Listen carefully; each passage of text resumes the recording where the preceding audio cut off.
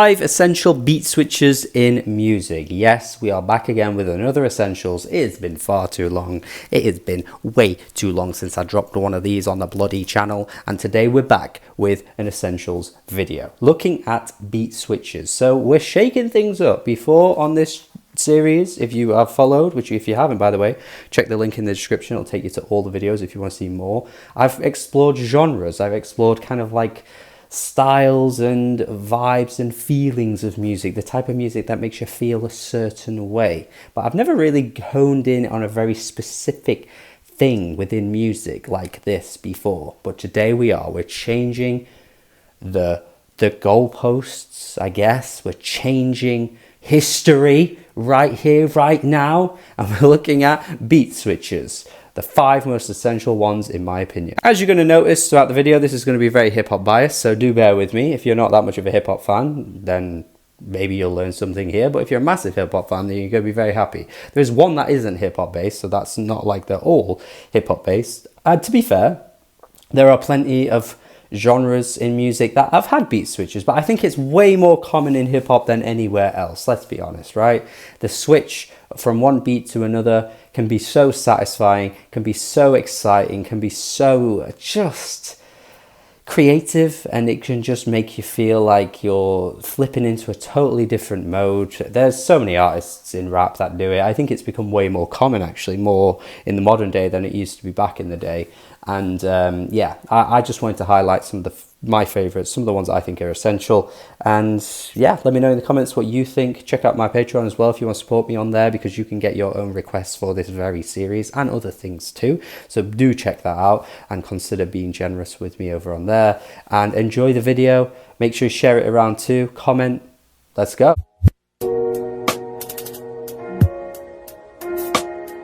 Okay, look, don't scoff at the video, don't scoff at me. We're obviously going to have to go with some really famous and obvious ones for this series, as I like to do. And we're going to start with Nights. We're going to do it. We're going to start with Frank Ocean's Nights, which I think is very much an iconic track from the 2010s, even though it might not be a track that's, you know, been a mainstay in the charts or one that you hear on the radio every other day or anything like that, which is a little bit surprising. I think Frank Ocean's surpassed the point now where he could easily make way to have tracks on the radio and people, you know, enjoy it and recognize what it is. They recognize the song at least, because it seems as though he's become one of those kinds of artists that have gained such a cult status. And it's tracks like these which just have such a woozing atmosphere to them. Just kind of feels like you're just sucked into a really like emotional environment the minute you stick on Frank Ocean's music. Blonde particularly is just such an emotional train wreck of an album, and kind of like takes you all over the place with some of the emotions. And I just feel like this track does that so well and conveys it so wonderfully with that beat switch as well. Just the way it kind of like stutters, and it kind of like takes this little weird like kind of glitchy moment and then just really smoothly moves into the really kind of like just bedtime vibe. It feels like you're just putting yourself into bed, you're tucking yourself in, and it's just so relaxing. And yeah, love it, absolutely adore this track. Of course, I kind of really felt like it was difficult not to mention it.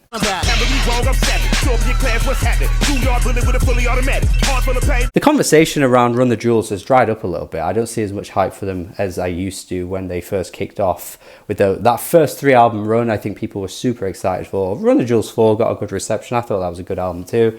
But yeah, it just seemed like the hype around them was really heavy with those 3. They were actually a bit of a gateway for me personally to get into more hip hop. I will say that first Run the Jewels album was a massive gateway, and the second one was just like the icing on the cake, man. That was just the one right there. And I still think it's a fantastic album. I still think it's their best album too. But the conversation, I don't know why, just seems to be a bit quiet on them. But lest we forget, we shall not forget some of the incredible tracks that land on Run the Jewels 2. I mean, oh my goodness, oh my darling, should I say, because this track is stellar. I mean, that beat switch I think is super underrated. I feel like the kind of like whip crack in the track I think is so exciting as well. You just very rarely hear a whip crack in a song, man. I mean, Devo did it back in the day, whip it good, but not many other songs you will come across with an absolute smashing whip crack that just adds such an energy to a song, and that it cuts through the atmosphere so heavily as well.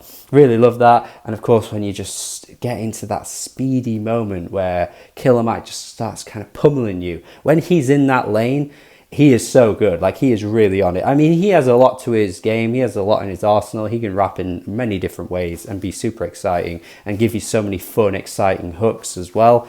But I just think when he just is in his element, he's rapping really quick. And I think quick fire rapping can get a little boring, can get a little monotonous, and can be a bit gimmicky. But Killer Mike has never felt that way for me. And LP as well, snapping over this second beat, it's just fantastic. Again, not really a track that maybe will be the most popular out of the 5 I'm picking here, but I think it's essential.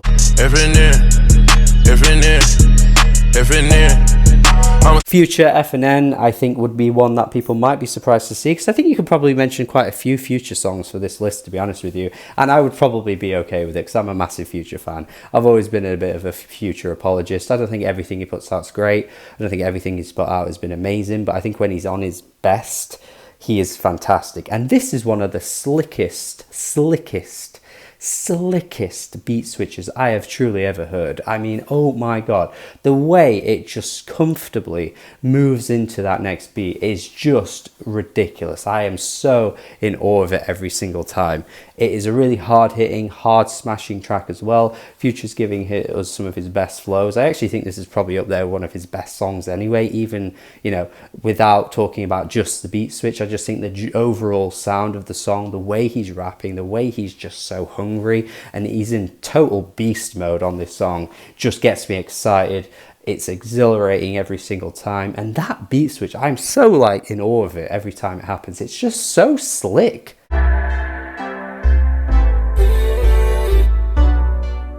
I mean, look, come on, I've already told you, there's got to be iconic, obvious ones in this video. And it would be so crazy to not mention at least one Travis Scott song, because I feel like he has just become the master and the man behind the mask when it comes to beat switches. Obviously, he doesn't like produce every track that he makes, of course. There are producers that work with him, but I think he's just become so synonymous and so kind of attached to the idea of a beat switch, because there are so many tracks throughout his career where he's done really iconic and well made beat switches and rapped so well over them. And 90210 could have been one of many I'd mentioned in this video, but it had to be this one. I think this is still one of his best songs ever.